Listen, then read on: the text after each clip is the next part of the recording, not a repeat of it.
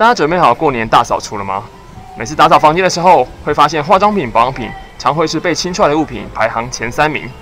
这时候你把它翻过来看，会发现，都已经过期了。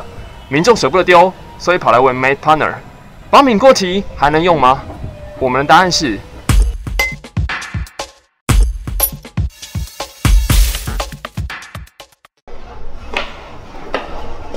好，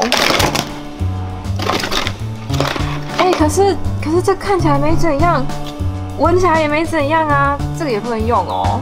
虽然外表看起来没有怎么样，但是保养品的内部可能早就变质，甚至是长细菌或霉菌了。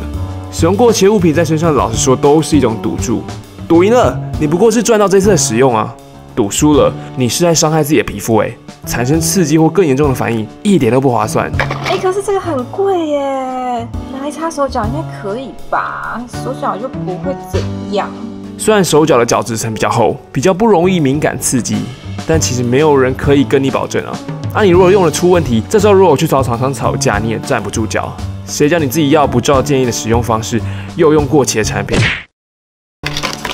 可是这个大牌子保存期限一定很安全，超过一点点没关系吧？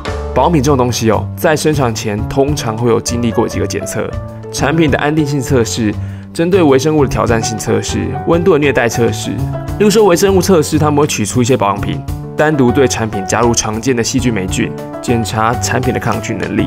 另外，像乳液类的产品，常常会做温度的虐待测试。做法简单说，就是把产品连同包装丢到一个可以控温的烘箱，连续用高温、低温轮流虐待它，模拟生活中会遇到的情境。 这些检测呢都完成以后，业者就会定出一个保存的期限，告诉大家这款保养品能够放多久。重点是这个保存期限有没有法定统一的标准嘞 ？No， 目前缺乏官方或第三方的验证机制。也就是说，政府不会一件一件去看每个产品到底有没有通过这些测试，也不会去查这些产品是不是真的可以放到这个期限。不过通常是没有问题啦。那就对啦，就代表你过期还可以用那这个没有过期啊，它也不行哦。保存期限内的产品就没有问题了吗？其实也不尽然，存放条件的不同，还是可能会让保养品在期限内就变质了。这等一下会教你判断。再问你一个问题，你开封了吗？开是开了，可是我也没什么用啊，你看还这么多。产品打开以后，就再也不是看这个有效期限了哦。这个时候呢，产品开始接触外界的空气，就有机会开始氧化、长细菌、霉菌。欧盟针对这点另定了一个标准，叫做 PAO（Period After Opening）， 开封后的保存期限。这标是小小的，通常被放在包装的底部或侧边，一个看起来像是罐子被打开的图形。如果上面写上这个6M， 就代表开封后可以使用6个月。12M 呢，就是12个月，这样类推。很简单吧？但也要提醒大家，不要把有效期限或是 PAO 当成是绝对安心使用的保证。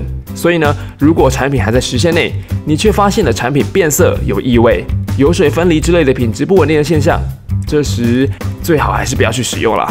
自己的皮肤自己顾，这样你知道该怎么做了吗？可是瓶瓶罐罐那么多，要知道哪个又要哪，这很难我们有看过一些网友分享一些实用的小 paper。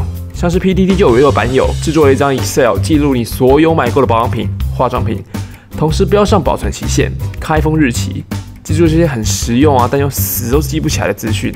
这边会推荐也可以标上 PAO 开封后保存期限，这样你就很好掌握这个产品的使用状况或者最简单的方法就是不要囤货。可是周年庆买5送1你用不完有比较划算吗？所以你准备好面对瓶瓶罐罐化妆品、保养品的年末大整理了吗？欢迎大家一起集思广益，留言分享怎么做会更好哦。我们是 Made Partner， 还有可是这个拿来擦镜子，听说好用。好啦，这个可以。我们是 Made Partner， 有一群医师、药师、营养师、化妆品配方师组成的专业团队。